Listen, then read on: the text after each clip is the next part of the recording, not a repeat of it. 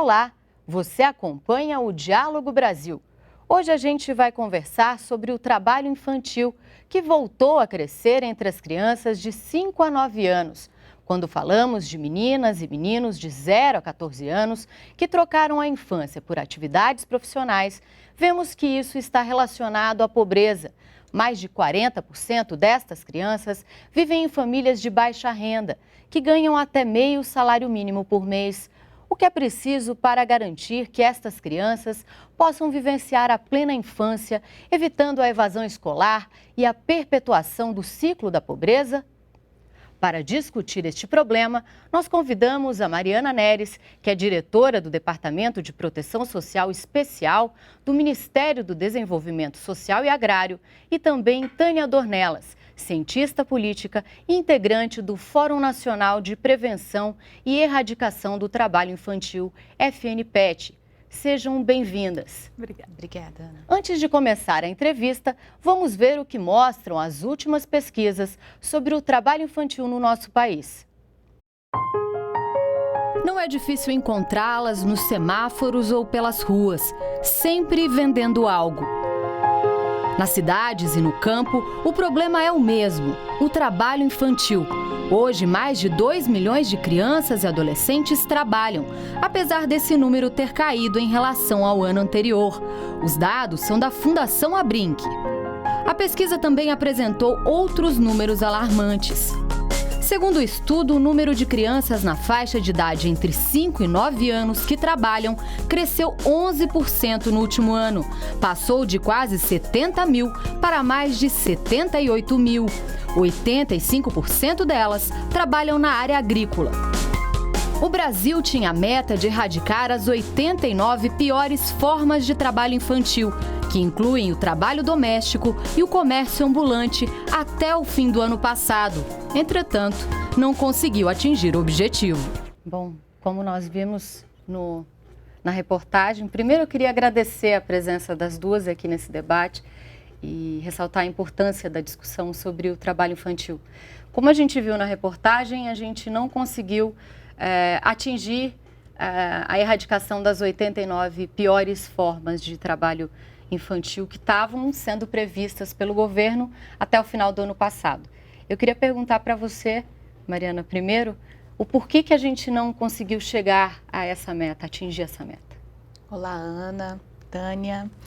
É uma alegria muito grande poder estar aqui no programa, poder compartilhar sobre as ações do governo federal para a erradicação do trabalho infantil e que nos desafia grandemente, como a reportagem mostrou, de continuar a erradicar uma das piores violências contra crianças e adolescentes, que é o trabalho precoce, que é o trabalho infantil, independente da forma como ele é exercido. Né? Como você mencionou, nós temos um compromisso internacional de erradicar as piores formas, mas nós temos que ter a clareza de que erradicar trabalho infantil entre crianças e adolescentes é também o nosso grande compromisso. De fato, o Brasil tem trabalhado desde 1996 com o Programa de Erradicação do Trabalho Infantil e que ao longo dos anos tem demonstrado expressivo decréscimo no número de crianças e adolescentes trabalhando. O que nos últimos anos nós temos observado é que esse número tem sido reduzido em quase todos os grupos, né? E foi mostrado na reportagem o número de 5 a 9 anos que teve esse aumento nos 2 últimos anos consecutivos, o que nos mostra que precisamos sim empenhar esforços para continuar erradicando o trabalho infantil. E esse é um compromisso de toda a sociedade, não só do governo federal, é da sociedade civil e das famílias, porque nós temos ainda na nossa cultura fortemente o valor do trabalho como sendo uma prática e um ensino entre gerações. E para que a gente possa interromper culturalmente esse desejo, né, de que as crianças desde pequena ingressem no mundo do trabalho como dignificação da sociedade, nós precisamos interromper. Até porque hoje nós reconhecemos que crianças e adolescentes são sujeitos em desenvolvimento, que precisam estar na escola, que precisam brincar, que precisam estudar e que, ao atingir a idade de 14 anos, podem estar numa atividade segura de aprendizagem. O que nós vemos é que há um número crescente de trabalho, mas que esses números eles não fazem uma diferenciação entre aqueles trabalhos que são regulares e os que são irregulares. Nesse número, inclusive, nesse universo, há um conjunto de adolescentes que já estão em programas de inclusão produtiva, em aprendizagem, e acaba que fica oculto diante de uma situação que pode ser perversa para a nossa juventude, para a nossa adolescência.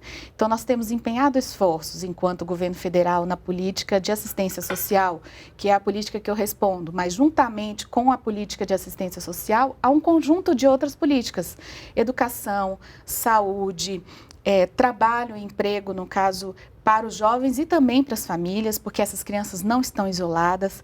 Corretamente foi apresentado que são famílias de baixa renda, mas não mais aquela baixa renda da pobreza extrema. O que nós temos percebido é que o perfil dessas famílias já muda um pouco. Já são famílias de classe, já entrando na classe média, que buscam no trabalho, no caso de adolescentes, não só renda para a sobrevivência, mas muitas vezes uma renda complementar para comprar um celular, para ser aceito no grupo, na sociedade. Então, nós temos que aprofundar os diagnósticos que temos sobre esse grupo para buscar aprimorar as estratégias que temos no enfrentamento ao trabalho infantil. Tânia, por que você acha que, você acredita, você que acompanha de perto esse problema, que essas 89 formas propostas pelo governo não foram atingidas a contento no ano passado? Lembrando que entre as 89 formas, a gente tem uma forma que é muito comum, que é o trabalho doméstico, né? O trabalho infantil doméstico. Por que você acredita que a gente não chegou a essa meta, atingir a meta?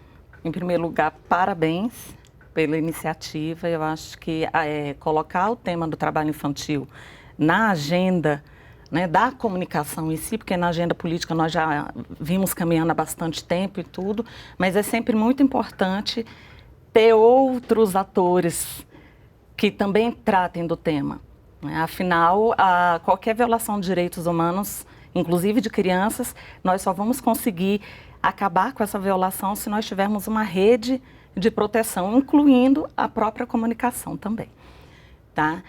A Mariana já trouxe vários elementos. Então, acabar com o trabalho infantil não é algo simples. O trabalho infantil é uma violação de direitos humanos de criança e adolescente extremamente complexa, que envolve não só uma dimensão econômica, mas envolve também e fortemente uma dimensão cultural. Quando se fala na erradicação do trabalho infantil, como você coloca, o Brasil ele se comprometeu a erradicar as piores formas de trabalho infantil até 2016 e erradicar todas as formas de trabalho infantil até 2020. Infelizmente, nós não conseguimos. E são vários fatores. Um primeiro fator que realmente ainda é muito forte, embora a gente tenha mudado, percebido que há sim uma tendência de mudança no que se refere ao perfil das crianças e adolescentes que estão inseridas no mercado de trabalho antes da idade, um fato primordial é a questão econômica. É a questão econômica. Os dados mostram que 40% das crianças na faixa etária de 5 a 9 anos, né, os dados da PNAD 2015, mostram que as crianças na faixa de 5 a 9 anos de idade que estão inseridas no trabalho infantil, elas estão na pobreza. Então, 40% dessas crianças, elas estão na pobreza. Sim, não é mais aquela pobreza extrema, mas também não é algo que você consiga, você sobrevive. Mas não dá para dizer que você vive ainda. Por quê? Porque é um conjunto de fatores. A questão econômica ela vai afetar no acesso à saúde, no acesso à educação. Então, são várias políticas, são várias ações e programas que precisam ser garantidos para que você consiga, de fato, erradicar o trabalho infantil. Não vai acontecer, não aconteceu no governo anterior, não vai acontecer no governo atual e, quiçá, aconteça no próximo governo, porque realmente é algo a longo prazo e que a gente precisa de uma articulação de diversos atores do sistema de garantia de direitos. Mariana, você estava citando antes que de 96 até hoje, 96 a gente tinha mais ou menos 3 milhões de crianças em trabalho infantil. Hoje, segundo os dados da pesquisa que a gente está utilizando, são 2.670.000, um pouco mais de 2.670.000. Por que essa queda ela ainda é tão discreta? Veja, eu percebo que esses números, eles não estão revelando o trabalho infantil que seja penoso e degradante. Eu percebo que ainda há uma necessidade de desagregação desses dados para que possa nos mostrar de fato o que é trabalho infantil danoso e degradante e o que é aprendizagem. Porque nós temos uma grande parcela desse número que nós não sabemos qual é, porque os dados não nos revelam qual que é a quantidade, mas que são adolescentes já na condição de aprendiz. Então, o que eu posso verificar é que junto com esse resultado, tem, sim, a redução do número de trabalho informal degradante, trabalho infantil irregular, e há também um acréscimo de jovens e adolescentes já em programas de inclusão produtiva, em aprendizagem, a partir dos 14 anos. Então, o que nós estamos trabalhando, inclusive, num planejamento, em conjunto com o fórum, em conjunto com toda a sociedade, é de aprimorar esses diagnósticos, que de fato possam nos revelar o que foi crescimento e resultado de políticas públicas protetivas para esses jovens e o que é, de fato, um grande alvo para que possamos ainda erradicar. Para continuar esse nosso debate, nós ouvimos a Denise Cesário, que é gerente executiva da Fundação Abrinq. Ela faz um alerta para a questão da evasão escolar. As faixas de idade menores, a partir de 5 anos, e aqui especificamente na faixa de 5 a 9 anos, se percebe um aumento da participação da mão de obra de crianças no trabalho infantil, o que é um desafio bastante complexo, porque hoje, se no passado nós tínhamos as crianças fora da escola e dentro do trabalho infantil, hoje nós temos as crianças na escola e no trabalho infantil, o que leva a um aumento da evasão escolar. Essa é uma questão que a gente estava levantando sobre a educação, né? A gente passou de forma mais superficial, mas acho que agora a gente pode trazer esse debate. Aumentou muito o número de crianças entre 5 e 9 anos no trabalho infantil, né? Foi o dado mais alarmante da pesquisa, sendo que, se considerarmos de 5 a 17, caiu o número de crianças e adolescentes em trabalho infantil. Essa faixa etária de 5 a 9 anos é uma faixa etária muito sensível, é uma faixa etária de início de idade escolar. O quanto que o trabalho infantil nessa faixa etária, ele pode ser prejudicial na educação e no desenvolvimento dessa criança? Primeiro eu vou pedir para a Tânia falar um pouco sobre isso. Bom, em primeiro lugar, nós temos que frisar que jamais deveria se ter trabalho entre 5 e 9 anos de idade. Se nós estamos falando em trabalho infantil, não deveria ter, obviamente, em idade nenhuma, mas de 5 a 9 anos de idade é extremamente perverso. Por quê? Porque, como você coloca, é uma faixa etária de início de vida escolar. Então, nesse momento, essa criança ela deveria focar em quê? Nesse acesso ao conhecimento. Esse acesso a novas experiências dentro de um ambiente protegido, que é a escola. Infelizmente, como o próprio vídeo nos traz, a Denise coloca, antigamente nós tínhamos crianças que só estavam no trabalho infantil e estavam fora da escola. Hoje a gente vive um novo fenômeno. Essas crianças elas foram inseridas no ambiente escolar, mas elas continuaram no trabalho no contraturno. O PET, em determinado momento histórico, né, das políticas brasileiras, é importante reconhecer que ele teve um papel fundamental nessa tentativa de retirada das crianças do trabalho. Por quê? Porque à medida que você garante o acesso à escola, você já elimina algumas possibilidades de trabalho infantil. A partir do momento que você tem uma política pública que é estruturante e que ela consegue garantir outras atividades para aquela criança, para aquele adolescente, no horário diferenciado do horário de aula normal, você reduz drasticamente esse trabalho infantil. Então, é fundamental reconhecer que o PET teve um papel muito importante principalmente naqueles momentos em que o Brasil tinha as altas taxas de trabalho infantil. Nós chegamos a ter 5,5 milhões de trabalho infantil de trabalhadores infantis no Brasil. Então, sim, foi um momento extremamente importante. Só que hoje, o que nós percebemos? Embora nós tenhamos todo um processo de combate ao trabalho infantil no âmbito da assistência social, no âmbito da educação, essas políticas muitas vezes elas não dialogam. Dialogam em âmbito nacional, mas quando você vai lá para o município, você vai para o estado, principalmente nos municípios, ou essas políticas não chegam como deveriam, ou então elas não chegam.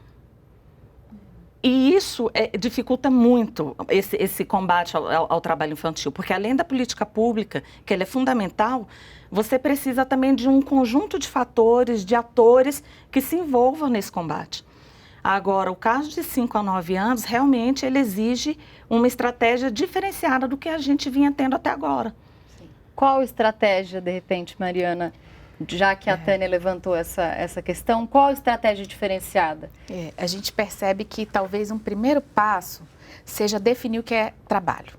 Porque a gente vem dialogando sobre trabalho infantil e a gente precisa desmistificar o que é trabalho e o que é atividade. Né? Porque esse grupo de 5 a 9 anos, que na verdade mais de 98% está na escola com frequência registrada, né, nos nossos sistemas de monitoramento, a média de atividade identificada como ocupada semanal é de 7 horas e meia. O que significa isso? Né? Nós precisamos enxergar que atividades são essas? São atividades danosas, perigosas? O que são essas atividades realizadas? O que é trabalho? Até que ponto essa atividade desempenhada, ela é trabalho de fato.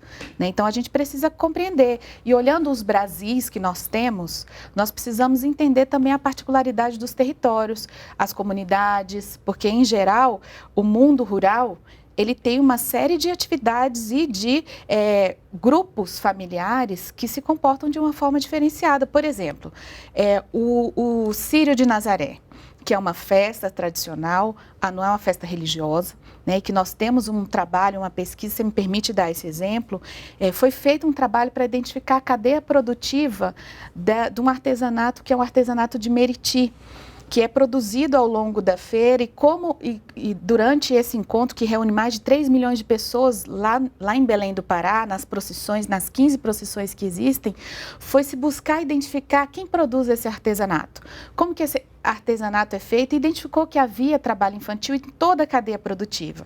E quando as equipes de assistência social lá localmente, com a saúde, com o trabalho, foram identificar, com a fiscalização do Ministério Público, foram identificar, verificaram com as famílias, né, que havia trabalho infantil desde a elaboração do artesanato.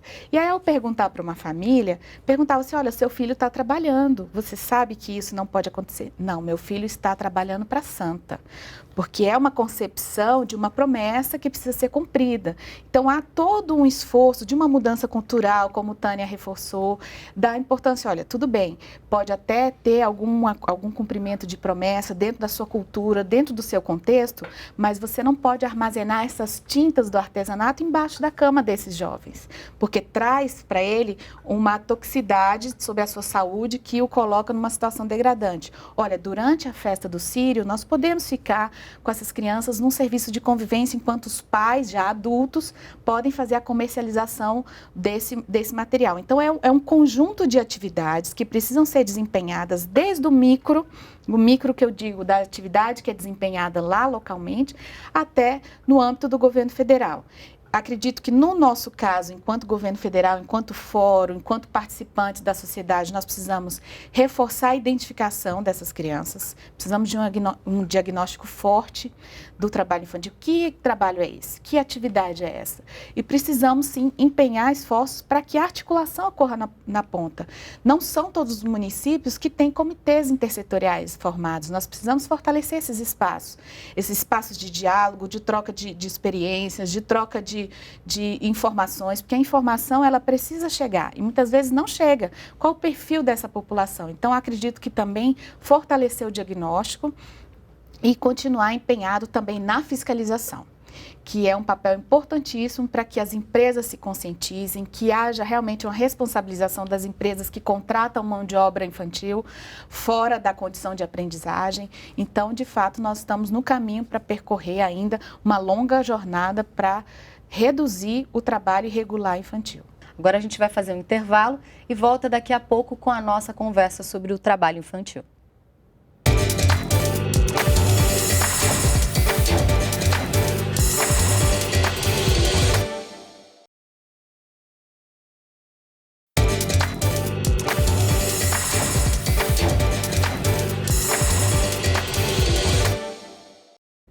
O Diálogo Brasil está de volta. O nosso assunto hoje é o trabalho infantil. Nós estávamos aqui conversando antes do break sobre as formas de trabalho infantil, a questão da educação. Mas eu acho que seria importante a gente dizer para as pessoas que talvez não entendam ou tenham pouco conhecimento do que é o trabalho infantil, a definição do que é trabalho infantil. Tânia, o que é trabalho infantil?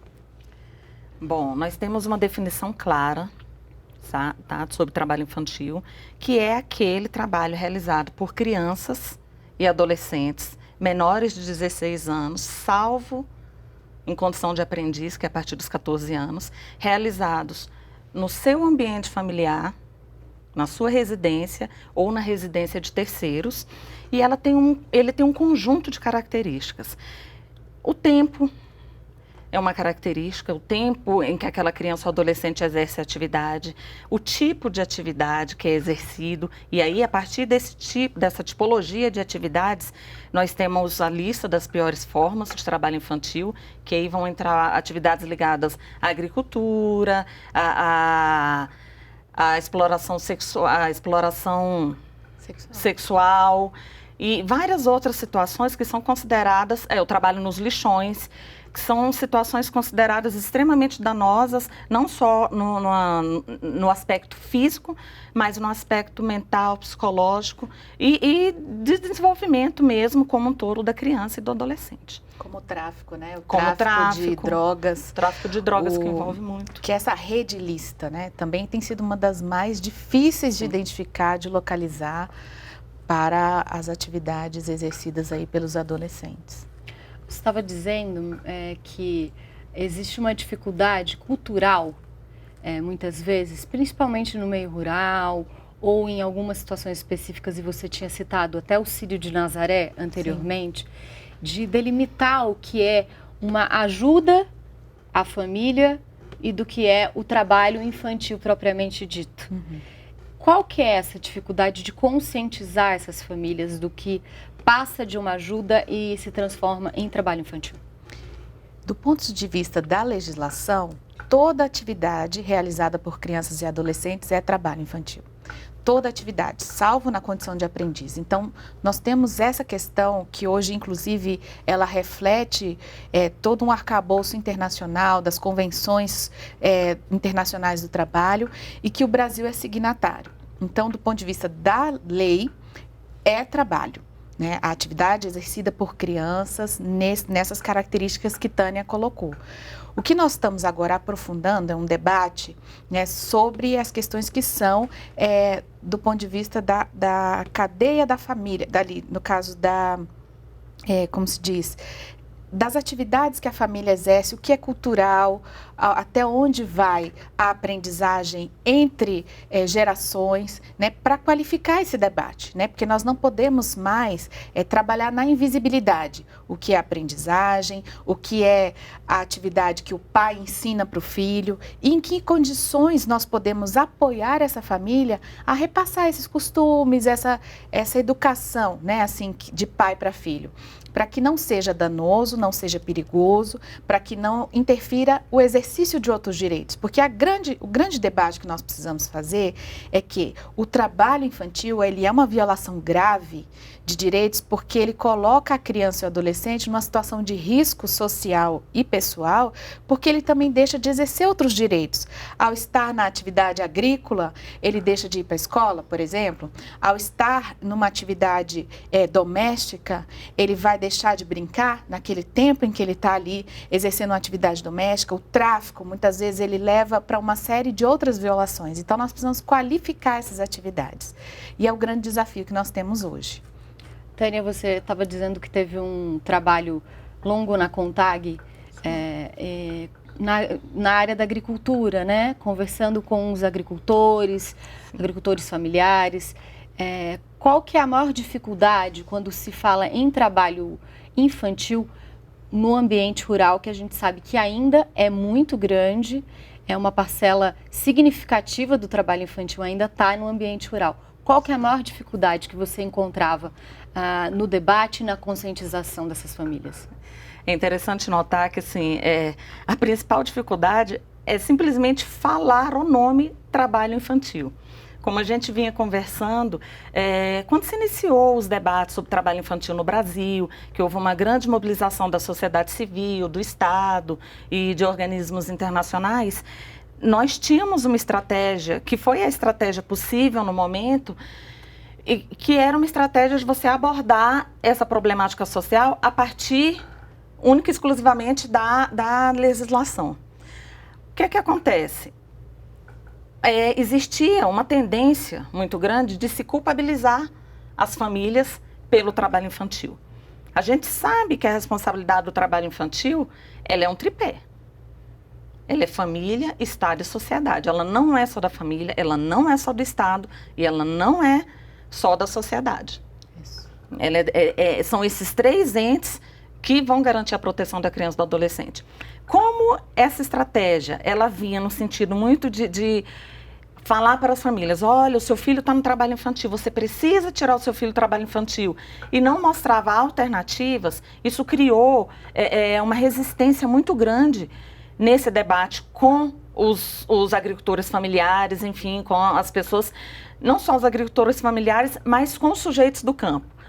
Por que eu digo sujeitos do campo? Porque você vai pensar de uma forma mais ampliada, não só os agricultores familiares, mas os ribeirinhos, os indígenas, os quilombolas, que é a diversidade que a gente tem, é a nossa diversidade brasileira e que ali no campo ela é muito forte. Não é? Então, o que acontece? Quando você falava isso, a primeira coisa que um trabalhador rural virava e falava era, bom, mas eu vou tirar meu filho não vai aprender a minha profissão, porque ele não vai aprender a partir dos 18 anos, ele precisa aprender desde pequeno, e ele vai sair da minha cidade, vai sair aqui do meu município, do meu território, vai para os centros urbanos e não vai dar continuidade para a agricultura familiar. Era essa a discussão que se tinha, aliás, é essa ainda a discussão que se tem. E o que se buscou de estratégia? Bom, a gente precisa, obviamente, considerar a especificidade do campo. Por quê? Porque a socialização do trabalho, da socialização do sujeito do campo, ela se dá pelo trabalho. Uhum. Como garantir essa passagem, essa herança de aprendizagem do pai para o filho na área rural, sem que você incorra em transgressão à legislação vigente, à violação dos direitos daquela criança. Então, todo o debate que a gente tem feito é na área da saúde, mostrando os efeitos perversos que se tem na área da saúde. Essa tem sido uma forma possível de abordagem do problema. Existem outras, mas só essa forma também não vai adiantar se a gente não tiver política como o PRONAF, como uma política forte de educação do campo. Hoje as escolas estão sendo fechadas. Então, nós precisamos de políticas voltadas para as áreas rurais, que elas vão fortalecer esse processo de combate ao trabalho infantil na área rural. Para contribuir com o nosso debate, nós ouvimos o Antônio Oliveira Lima, procurador do Trabalho do Ministério Público do Trabalho do Ceará, e que também faz parte da Rede Peteca, projeto que visa a promoção dos direitos da criança e a erradicação do trabalho infantil. Vamos ouvi-lo. Nós criamos a Rede Peteca Chega de Trabalho Infantil, que pode ser visualizada no endereço chegadetrabalhoinfantil.org.br. Com essa iniciativa, queremos fortalecer as ações estratégicas de prevenção e erradicação do trabalho infantil em 5 eixos. Os 5 eixos estratégicos são: o primeiro, mobilização e conscientização da sociedade; segundo, busca ativa e identificação das crianças e adolescentes que estão em situação de trabalho; terceiro, proteção social, com o fortalecimento das políticas de educação, a saúde, assistência social, cultura, esporte e lazer; o quarto eixo, responsabilização por meio de denúncia, fiscalização e investigação; e o quinto eixo, o monitoramento das políticas públicas no tocante aos aspectos da eficiência e da eficácia. Qual que é a importância desses eixos, Mariana? Você acha que qual parte hoje desses eixos ainda merece maior atenção? E para que seja consolidado, a gente entende que esses eixos eu acho que são fundamentais para a erradicação do trabalho infantil. Mas qual desses eixos ainda merece uma atenção maior por parte do governo? Então, quero parabenizar o Estado do Ceará pela iniciativa, tanto da Rede Peteca como do Ministério Público. Tem sido um dos estados mais fortes na condução das estratégias de erradicação do trabalho infantil. E, de fato, são esses 5 os eixos, né? Só que esses eixos, eles não são estanques e eles não são cartesianos. Na verdade, eles são intercalados, né? Eles são transversais.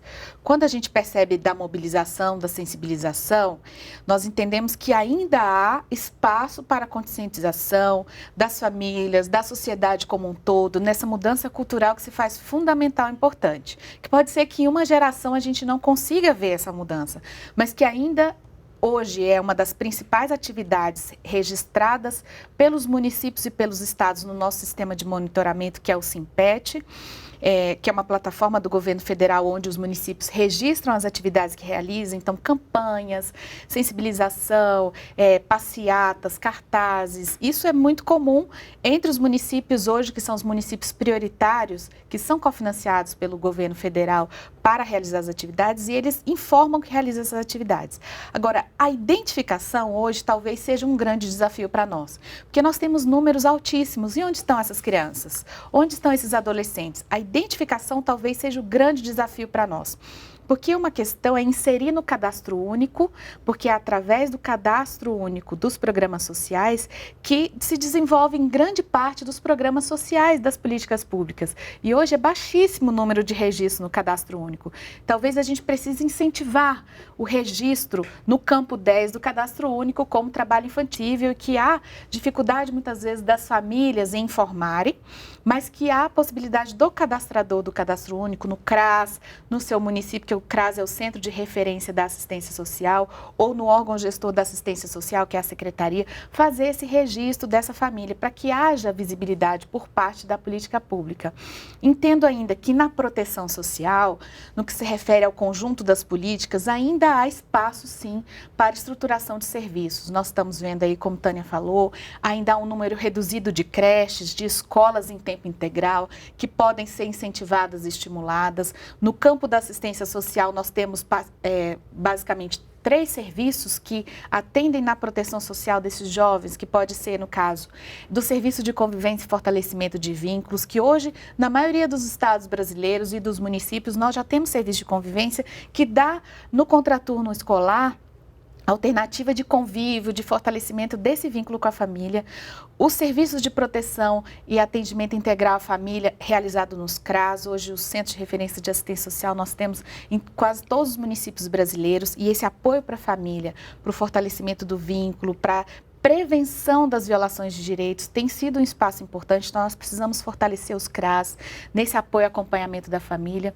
Mas quando há identificação pela violação de direito, nós temos um terceiro serviço, que é o serviço especializado dos CREAS, que é o Centro de Referência Especializado da Assistência Social, que existe hoje. Nós temos mais de 2.500 unidades de CREAS em todo o país, e que as famílias podem ter ali a sua situação vivenciada, porque muitas vezes o trabalho infantil não é a única violação de direitos. A gente sabe que ela está relacionada a um ciclo de outras violências, né, e que essa família precisa de assistência, precisa de apoio e orientação.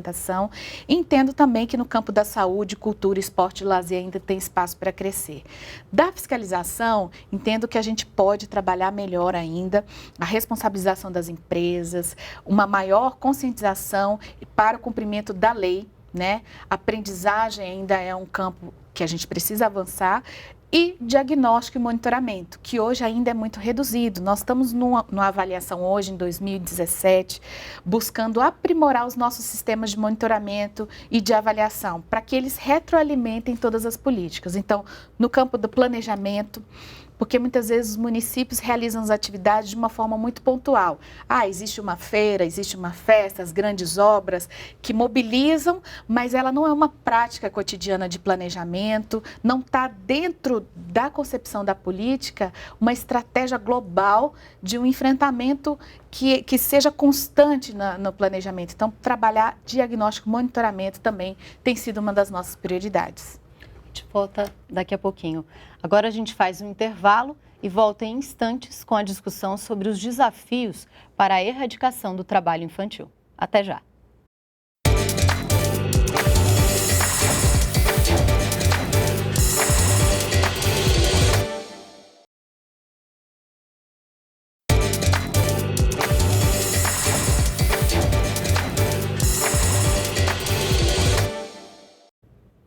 O Diálogo Brasil está de volta.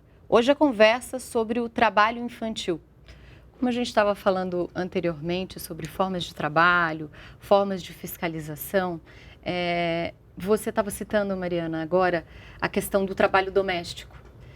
O quanto que o trabalho infantil doméstico ainda é invisibilizado, quanto é difícil e é um trabalho recorrente que a gente sabe, principalmente na região norte e nordeste do país. Como que a gente faz para atacar? De fato, esse é um grande desafio para as políticas públicas, porque ingressar no domicílio da família hoje tem sido muito difícil para verificar a dinâmica de toda a família. Quando essa família está nos serviços e ela é acompanhada como um todo, no caso do CRAS e do CREAS, que são os Centros de Referência da Assistência Social, que fazem esse atendimento mais individualizado, particularizado da família, é possível identificar muitas vezes na dinâmica familiar que há exploração do trabalho doméstico infantil. Mas na grande maioria das famílias, especialmente as famílias de classe média, média alta, é muito desafiador alcançar a identificação do trabalho infantil. A busca ativa tem sido hoje uma das estratégias das equipes de referência da assistência social.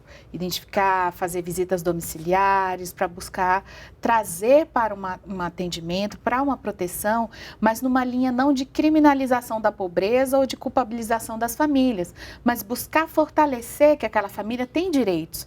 Então, se há, por questão de renda, por baixa renda, por exploração do trabalho, pode ser ingressar dessa família em programas de transferência de renda, quando houver mesmo essa necessidade, ou mesmo numa sensibilização maior para uma mudança cultural, como nós também já colocamos. Mas, de fato, esse é um grande desafio. Agora, a sociedade pode contribuir nessa identificação por meio também de denúncias, que hoje nós temos canais de denúncias que são divulgados para toda a sociedade. Então, em todos os municípios brasileiros, uma pessoa que identifique, que conheça uma situação de trabalho infantil na residência, pode fazer uma denúncia pelo telefone, que ela não precisa ser identificada, então ela pode fazer uma ligação para o Disque 100 e fazer a denúncia de um trabalho infantil naquela residência, ou mesmo pelos conselhos tutelares, que são também hoje defensores dos direitos da criança e do adolescente. Uma denúncia no conselho tutelar ou no Disque 100 para que essa família seja alcançada na sua proteção integral.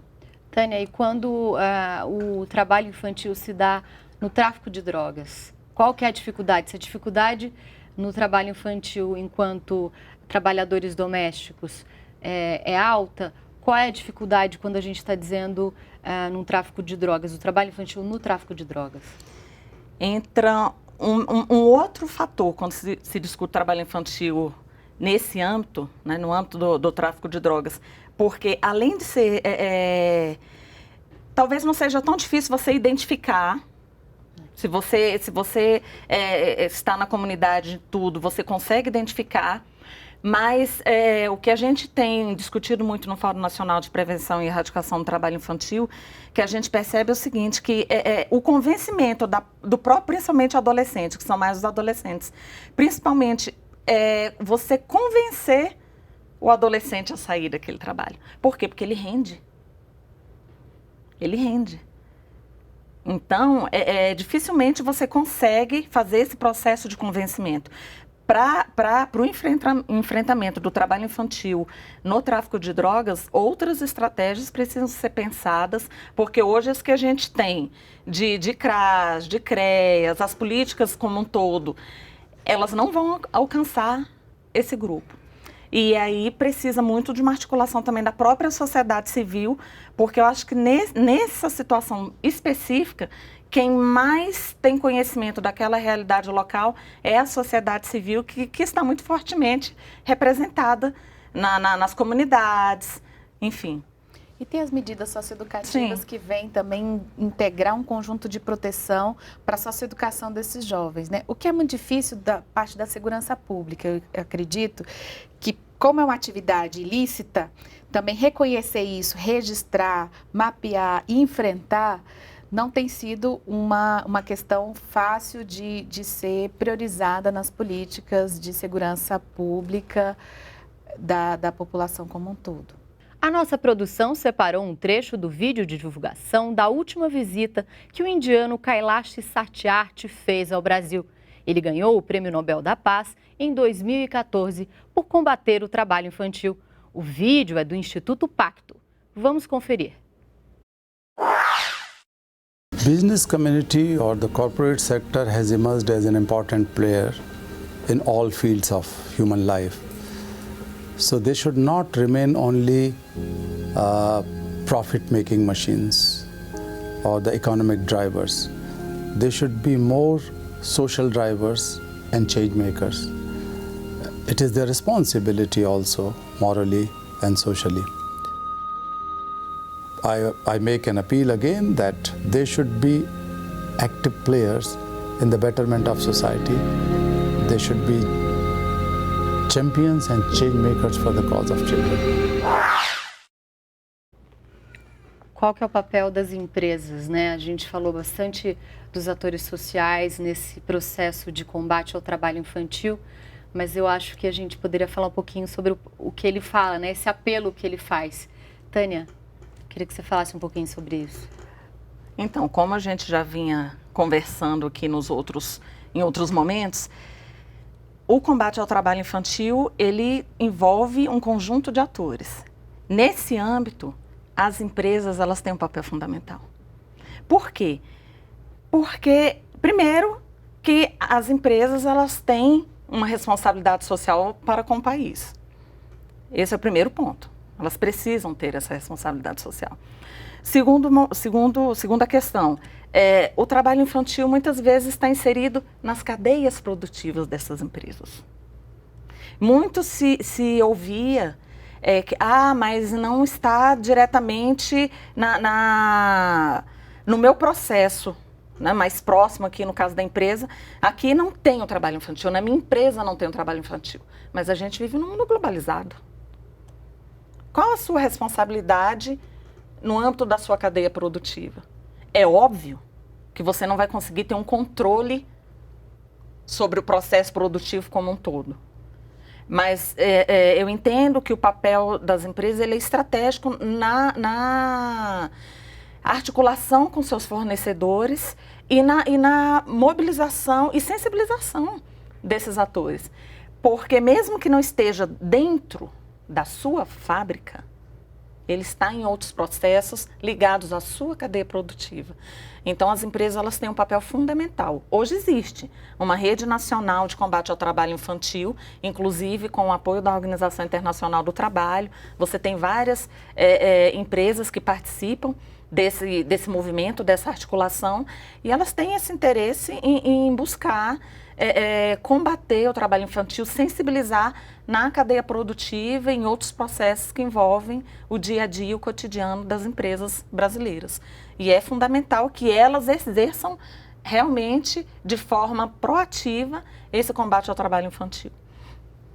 Mariana, a gente tem um dado da OIT que diz que o trabalho infantil do Brasil responde por 25% de todo o trabalho infantil da América Latina e Caribe. Nesse ano a gente completa 27 anos de ECA em julho. A gente sabe que são feitos todos os esforços. O que o governo tem, em que áreas o governo tem investido e quais têm sido os investimentos prioritários do governo para que a gente saia desse patamar e para que a gente tenha mais a comemorar do que correr atrás e ficar se sentindo inferiorizado em relação aos dados e números?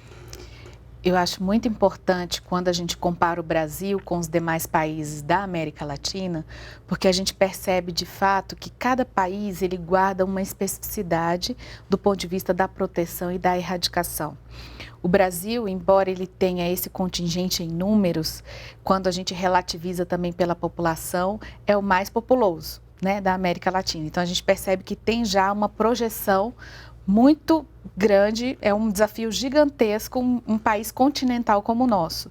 E das experiências que nós conhecemos dos demais países, o Brasil se destaca por ter a política de assistência social hoje como um protagonista na proteção social, que não é, a maioria dos países não dispõe dessa estrutura de política pública, e também porque o Brasil hoje ele tem uma experiência de articulação em rede que se destaca nos demais países. Então, por exemplo, embora a gente hoje, no âmbito federal, tenha um fórum, tenha comitês, tenha uma agenda permanente com saúde, educação, trabalho, cultura, esporte e lazer e toda a esplanada como um todo, né, se envolve nesse enfrentamento, no âmbito municipal muitas vezes também não se reflete, mas ainda assim a experiência de articulação nas 3 esferas de governo e no âmbito das políticas sociais e econômicas é forte, né, com todo o conjunto também da fiscalização do Ministério Público que nós temos essa estrutura.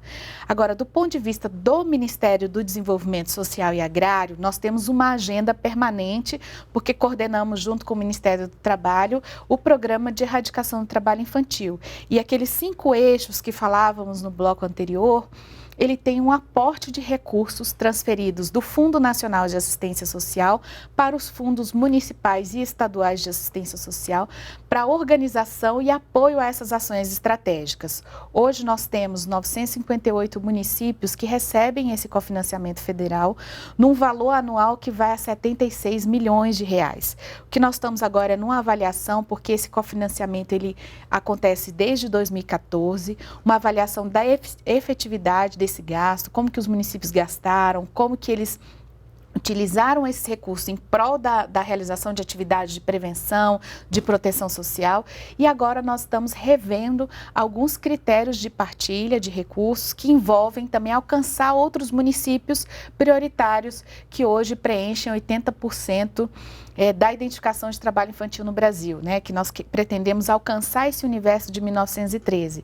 No âmbito da assistência social, nós estamos construindo essas estratégias agora para não interromper o cofinanciamento, continuar apoiando os municípios com esses recursos que hoje são fundamentais para essas sensibilizações, mas também de trabalhar, alcançar outros municípios que ainda não são cofinanciados pelo governo federal. Entendemos que da parte do governo federal o apoio financeiro e apoio técnico tem sido feito de forma sistemática por meio dos encontros estaduais e outras atividades de gestão que nós temos aí acompanhados ao longo do país. Nossa conversa está chegando ao fim, mas eu queria pedir as considerações finais. Tânia, quais são suas considerações finais em relação ao tema tão importante que debatemos hoje? Bom, tenho algumas. A primeira, nós precisamos sim investir em políticas que sejam estruturantes. Estruturantes para as famílias. Porque a criança e o adolescente, eles estão inseridos em um núcleo familiar. E muito me preocupa hoje a conjuntura que a gente vive de limitação de gastos públicos, porque eles afetam principalmente as áreas que podem ter, sim, influência no combate ao trabalho infantil, que é a saúde, que é a previdência, que é a assistência social e a educação. Então, nós precisamos saber, dentro desse momento histórico que a gente vive, nessa conjuntura política que a gente vive, como serão feitos os programas, ações e estratégias de combate ao trabalho infantil. Porque nós temos uma redução de gastos. Esse combate, ele exige recursos. Então, é fundamental a gente ver quais são as possibilidades para que o trabalho infantil continue com a tendência de redução. Esse é o primeiro ponto. Segundo ponto, nós estamos às vésperas da 4ª Conferência Global sobre Trabalho Infantil, que esse ano se realizará em Buenos Aires, Argentina, em junho. O que o Brasil irá levar? Essa é uma questão que a gente precisa ter em mente no âmbito das relações internacionais e no âmbito da política nacional também. O que nós, enquanto país, vamos levar para os nossos irmãos da América Latina, para os países da Europa, que participam todos desse momento extremamente importante e de diálogo sobre trabalho infantil no mundo. Essa é a segunda questão. E a terceira é realmente a mobilização, articulação e sensibilização de todos os atores sociais. Nós não vamos combater o trabalho infantil, nós não vamos acabar com esse ciclo de pobreza, esse ciclo que perpetua tanto a violação dos direitos humanos de crianças e adolescentes, se nós não nos despimos dos egos dos diferentes setores, seja Estado, seja sociedade civil, e realmente buscar um melhor e um interesse da criança e do adolescente. Esse trabalho tem que ser feito de forma articulada. Mariana, rapidamente as suas considerações. Primeiro quero agradecer a oportunidade de estarmos dialogando sobre um tema tão importante e tão urgente na sociedade. Dizer que nós nos preocupamos muito também, concordando com todos os pontos já de Tânia, com o protagonismo desses adolescentes, de buscarem espaço de escuta, de buscarem espaço de participação, como o vídeo agora também nos desafiou a pensar. Eu queria também destacar que nós estamos ainda com prazo para que os municípios e os estados preencham o nosso sistema de monitoramento do PET, que é o SIMPET, até o dia 28 de abril. E é importante que essas atividades que já foram realizadas nos anos anteriores, no caso, especialmente no ano de 2016, por conta da alternância de muitas gestões municipais, nós tivemos pouca informação das atividades realizadas. Então, para fortalecer o nosso sistema de monitoramento, para que a gente acompanhe as atividades realizadas, é importante, então eu peço aqui todos os municípios preencham com as atividades de 2016 e na medida que também forem desenvolvendo as atividades de 2017, possam nos informar. Nós temos um compromisso de até junho pactuarmos novos critérios de partilha e aí eu entendo que é o momento, sim, de aprofundarmos diagnósticos e planejamento, de profissionalizar a gestão do programa nos municípios, dando mais fôlego e nós contamos com todos os atores do sistema de garantia de direitos, contamos com os atores dos municípios dos estados nesse enfrentamento. E deixo também aqui toda a nossa equipe do Ministério do Desenvolvimento Social e Agrário à disposição para eventuais dúvidas e outros compromissos que a gente vem aí a engajar no enfrentamento e na erradicação de todas as formas de trabalho infantil que sejam degradantes para essas famílias e para essas crianças e adolescentes. Queria agradecer a sua presença, Mariana, a sua, Tânia. O Diálogo Brasil termina aqui. Eu agradeço a presença da Mariana Neres, que é diretora do Departamento de Proteção Social Especial do Ministério do Desenvolvimento Social e Agrário, e também de Tânia Dornelas, cientista política e integrante do Fórum Nacional de Prevenção e Erradicação do Trabalho Infantil, FNPET. Se você quer saber mais sobre o nosso programa, entre no site da TV Brasil. Na segunda que vem, o Diálogo Brasil está de volta às 10 da noite. Até lá!